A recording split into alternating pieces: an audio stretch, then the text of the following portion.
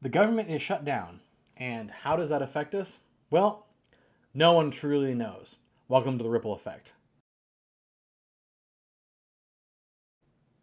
So the government shut down, and honestly, the only thing that I really did notice about the government being shut down is we went to Sequoia National Park and the what is it, Kings Canyon National Park, and we didn't have to pay to get into either one of them. It was quite fantastic, and because the government was in the midst of the shutdown, we actually got to go in with a smaller crowd, I think, than what would have normally been there, even though it's October, because I think a lot of people just thought it was going to be closed. And there was, I think, one ranger that we saw the entire time that we were there over 2 days. And he was preserving the parking spot, I believe, for the ambulance. That's about it. And there wasn't one ambulance that got up there and had to be involved. And it wasn't super serious, but they were there at least. So there wasn't like all the important things were shut down. But that's about the only thing I've noticed so far. Now, my sister-in-law flies out tomorrow, and she's going to have to get early to the airport because apparently there's a lot of delays. And I was reading that some delays were up to 2 hours. Oh, the horror! I say that jokingly. Delays are horrible, and we should never have delays. In fact, I think we should make delays on planes illegal. I'm kidding because I don't know how you do that. But I've been delayed so many times flying back and forth across America that I don't know that having 2 hour delays for a bunch of flights is as big of a deal as they're trying to make it, considering that the whole government shut down and these people aren't being paid. So I don't know. It's important to keep everything flowing. It's important to keep moving. But the real shocker to everyone is that I doubt we'll get anything important out of this shutdown.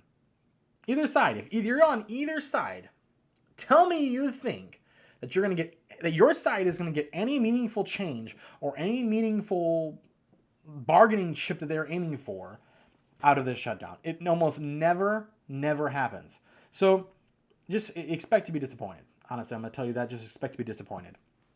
Senators are out there making hay right now, getting their money raised while the shutdown's going on, and they're still getting paid. So Congress still gets paid. Must be nice.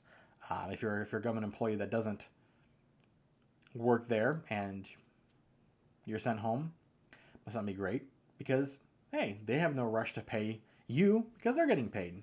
But on that note, it does seem to be affecting TSA and stuff. So if you are making plans, make sure to make plans far enough in advance that you don't get caught up in the delays. Make sure to get to the airport plenty early.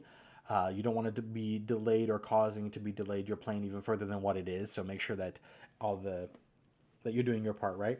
But on that note, I wanted to go into talking about some other things that are happening right now. And obviously, the biggest one right now is the shutdown, and then the other, pardon me, the biggest one is the ICE situations, as now Trump is threatening to go into hostile territory with the ICE. Now, it's important for us to have rules and laws. As I've mentioned before, the reason for the government is for us to have a society that can function together.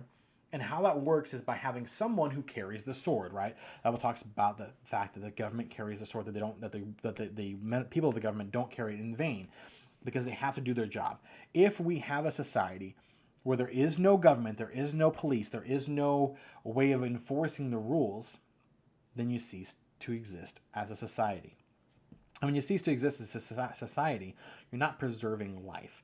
Like the Pope, I forget his name, Pope something or another, the 14th or 15th, or it's like we're starting to get into Louis instead of, popes. We have Louis the 14th.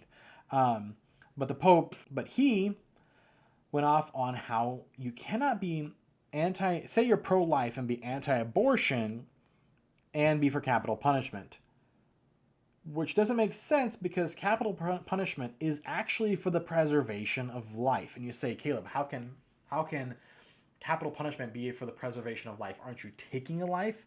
But right, the point is you're taking a life to preserve other life. You put people behind bars or in jail because you don't want them to commit more crimes that would then bleed over into hurting other people, right? So you take the issue, you deal with the issue, and by dealing with the issue and giving justice where justice is due, you're actually preserving life. It's just as much preserving life, having capital punishment, as saving life during abortion or preventing abortion, right? And how we do that is the perfect examples that we keep seeing over and over again is people that should have been in jail that are committing crimes and murders. If they were in jail, we wouldn't have the problem of dealing with the people that they murder now. Put them in jail. right? That's justice. They do something, their just desserts is to be put in jail. Part of this is qualitative immunity.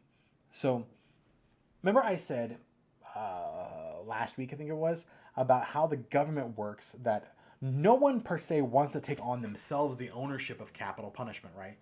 If someone is, that's why when they do the firing squad, they give what, one bullet is live and the rest are blanks, and no one knows who shoots the killing bullet. Why is that? Because government, even though it's required to do capital punishment and kill someone, right, through justice, it's not something that we as humans should bear on our soul and on our conscience. And how we do that is by coming together as society and having a collective group that takes care of that for us. So when qualitative immunity, which basically gives protections for police officers from personal lawsuits, personal liability, right, for in their actions in the pursuit of duty. Now, so that people don't get all crazy on there and all the leftists don't get all nuts on me. This doesn't mean that they get to go do whatever they want to. They have their own rules and laws, and if they go out of that area, they can fully be prosecuted, they can be fully pursued. But as long as they're doing their job how they should, they are protected from personal liability, meaning you cannot sue them for pulling you over, or while you're driving down the street and they're trying to pull you over, you kill yourself because you're driving so crazily fast trying to get away from them, and they didn't stop chasing you. So because of that, you killed yourself, now your family gets to sue. That's not how that works. You don't get to sue that person personally.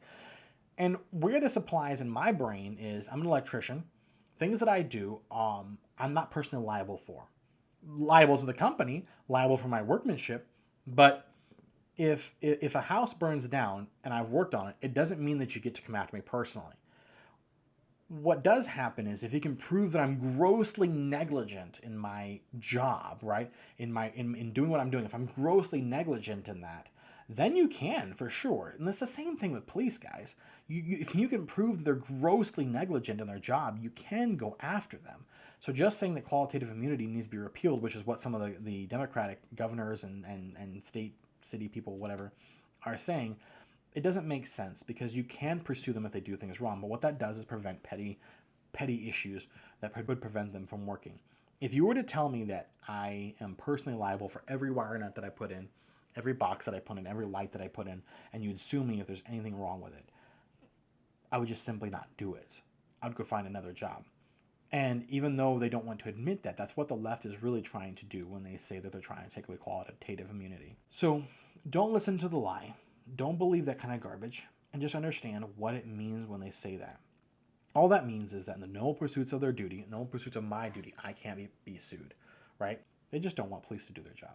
So don't listen to their dogma. Don't listen to their lies. Don't listen to all their garbage that say, oh, they shouldn't have these protections. What's wrong with the police officer that they need protections? What are you doing out there if you think that if you're afraid of becoming personally liable?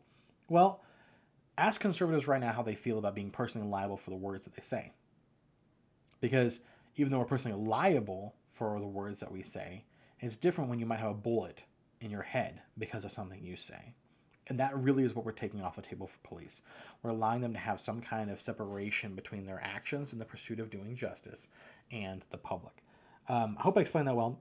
As a side note to all the ICE stuff that's going on, at least now Democrats are actually concerned about what you post on social media, because now ICE is apparently using social media to track down illegal aliens, which is kind of funny considering people have been saying for years you should be careful what you post on social media. But apparently finally the Democrats are coming around and agreeing that maybe you shouldn't put so much information on social media because you'll be tracked down. Now, here's another issue. If you're so okay with putting the fact that you're illegal or alluding to it, or even showing information that can be used to prove that you're illegal on social media, you probably got problems. You probably got issues.